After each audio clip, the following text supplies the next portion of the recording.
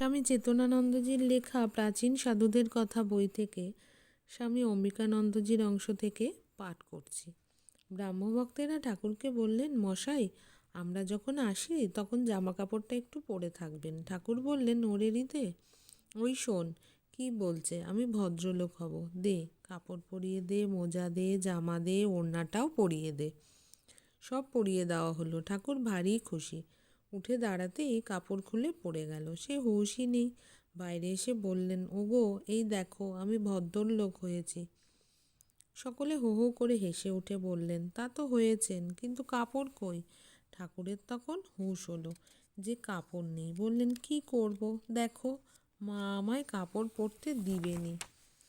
ঠাকুর বলেছিলেন, নরেনের মতো ছেলে যে বংশে জন্মায় সে বংশ থাকবে না। স্বামীজি ঠাকুরের সব কথা যাচাই করে নিতেন। বিদেশ থেকে ফিরে এসে তিনি ছোট ভাই ভূপেনকে বললেন, তুই বিয়ে কর, তোর টাকার ভাবনা ভাবতে হবে না।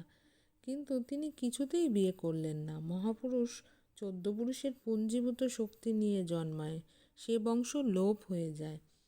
গ্রামের একটি গরিব মেয়ে ঠাকুরের কাছে মাঝে মাঝে আসে, দূর থেকে দর্শন করে চলে যায়। ঠাকুরের কাছে বড় বড় লোক বসে থাকে দেখে ঘেঁষতে সাহস পায় না, দূর থেকে প্রণাম করে চলে যায়। একদিন সে 4 পয়সার জিলিপি নিয়ে আস্তে আস্তে ভাবছে, ঠাকুর কি আমার দেওয়া এ জিনিস খাবেন? এদিকে ঠাকুর সকলকে বলছেন যে তার জিলিপি খাওয়ার স্বাদ হয়েছে। খুঁজে কোথাও জিলিপি পাওয়া গেল না। গেটের কাছে মেয়েটিকে আসতে দেখে ছুটে গিয়ে ঠাকুর তার ঠোঙা থেকে পরমানন্দে জিলিপি নিয়ে খেতে লাগলেন। মেয়েটিও অবাক। দক্ষিণেশ্বরের বাগানে একটা বিড়াল ছিল, কয়েকটা বাচ্চাও হয়েছে। উচ্ছিষ্ট ভাতটা যা পায় তাই খায়। ঠাকুর দেখেছেন। একদিন ভাবছেন, তাই তো, তোদের একটা কি বিহিত করি।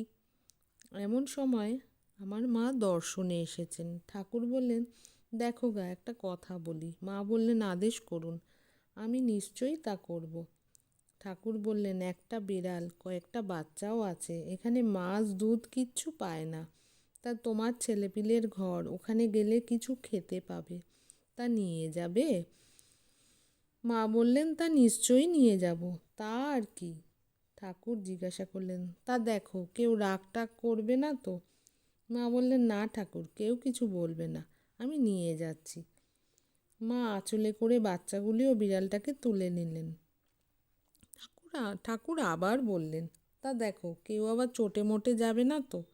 যেন কত চিন্তা সেগুলোর জন্য। মা তাদের খুব যত্ন করতেন, কারণ ঠাকুর দিয়েছেন। আমাদের চেয়েও বেশি যত্ন। একদিন বিড়ালটাকে পাওয়া যাচ্ছে না। মা কেঁদে সারাদিন কিচ্ছু খেলেন না। সন্ধেবেলা সেটাকে পাওয়ার পর খেলেন।